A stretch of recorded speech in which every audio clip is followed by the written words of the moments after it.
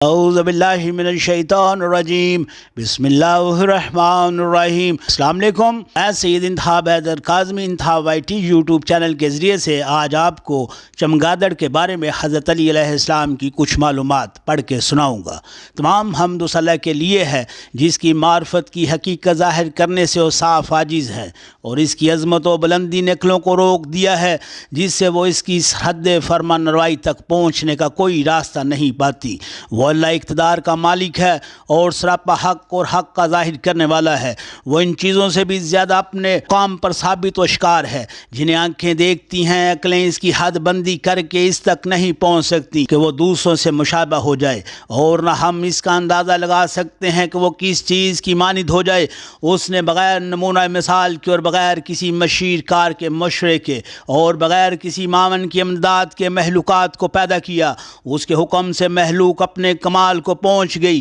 اور اس کی اطاعت کے لیے جھک گئی اور بلا توقف لبیک کہی اور بغیر کسی نزاع و مزاحمت کے اس کی مطیع ہو گئی۔ اس کی صفت کی لطافتوں اور حلقت کی عجیب و غریب کار فرمائیوں میں کیا کیا گہری حکمتیں ہیں کہ جو اس نے ہمیں چمگادڑوں کے اندر دکھائی ہیں، کہ جن کی آنکھوں کو دن کا اجالا سکیڑ دیتا ہے حالانکہ وہ تمام آنکھوں میں روشنی پھیلانے والا ہے، اور اندھیرا ان کی آنکھوں کو کھول دیتا ہے حالانکہ وہ ہر زندہ شے کی آنکھوں پر نقاب ڈالنے والا ہے۔ اور کیونکہ چمکتے ہوئے سورج میں ان کی آنکھیں چندیاں جاتی ہیں کہ وہ اس کی نور پاش شعاؤں سے مدد لے کر اپنے راستوں پر آ جا سکے اور نور آفتاب کے پھیلاؤ میں اپنی جانی پہچانی ہوئی چیزوں تک پہنچ سکے۔ اس نے تو اپنی زو پاشیوں کی تابش سے انہیں نور کی تجلیوں میں بڑھنے سے روک دیا ہے اور ان کے پوشیدہ ٹھکانوں میں انہیں چھپا دیا ہے کہ وہ اس کی روشنی کے اجالوں میں آ سکیں۔ دن کے وقت تو وہ اس طرح ہوتی ہیں کہ ان کی پلکیں جھک کر آنکھوں پر لٹکاتی ہیں،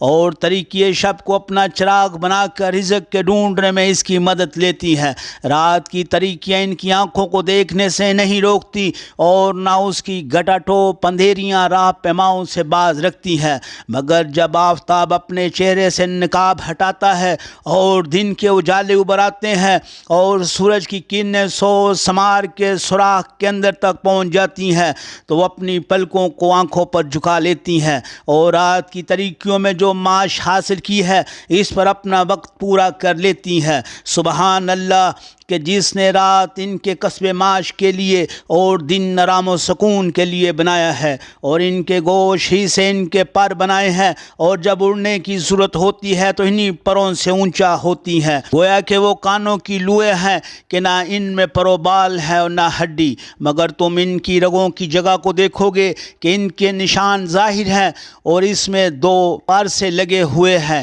کہ بوجھل ہو جائیں کہ اڑا نہ جا سکے۔ وہ اڑتی ہیں تو بچے ان سے چمٹے رہتے ہیں، اور جب وہ نیچے کی طرف جھکتی ہیں تو بچے بھی جھک پڑتے ہیں، اور جب وہ اونچی ہوتی ہیں تو بچے بھی اونچے ہو جاتے ہیں، اور اس وقت تک الگ نہیں ہوتے جب تک ان کے اعضاء میں مضبوطی نہ جائے، اور بلند ہونے کے لیے ان کے پار ان کا بوجھ اٹھانے کے قابل نہ ہو جائیں۔ وہ اپنی زندگی کی راہوں پر اپنی مسخرتوں کو پہچانتے ہیں۔ پاک ہے وہ خدا کہ جس نے بغیر کسی نمونے کے جو اس سے پہلے کسی نے بنایا ہو ان تمام چیزوں کو پیدا کرنے والا ہے۔ الہی العالمین اللہم صلی علی محمد وآل محمد۔